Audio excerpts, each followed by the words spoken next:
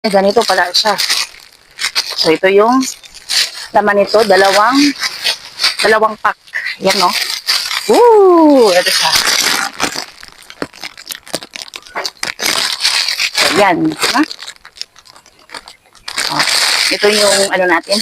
Pangdagdag sa tindahan. So, this one is benta natin ng ano siya. 10 pesos yung isa. 10 pesos po. Yan. So, dalawang pack po to. Dalawa ay kaya pala kasi 165. Basta 390. Ito. 390. So, i-count natin kung ilang peraso sa isang pack na to. Ilang peraso. Try natin. Dati, yung binibenta ko is, ngayon ko lang po na-encounter yung mahaba, yung stick. Kasi last time, in-order ako ng maramihan. Ilang bags, 6 pesos last year. Nation, mabilis lang mabenta. Yan. This one ang tawag na jumbo stick.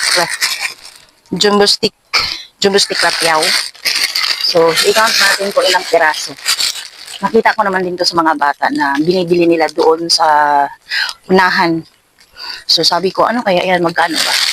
So, tagdan lang daw. So, ito siya. Dalawang pack. Sa isang pack, doon nakita ko is 165. So, dalawang pack po siya. So, basta ang nabayaran ko doon is 390. Count natin. 1, 2, 3, 4, 5, 6, 7, 8, 9, 10, 11, 12, 13, 14, 15, 16, 17, 18, 19, 20, 21, 22, 23, 24, 5, 26, 27, 28, 29, 30. So, tama. 30 pieces yung naman, guys. Then, another one. Count natin din kung ilang piraso din. Kung paano ko lang ba sila 30. Ang hinanap ko kasi is dapat 30 pieces sa isang pack. 1, 2, 3,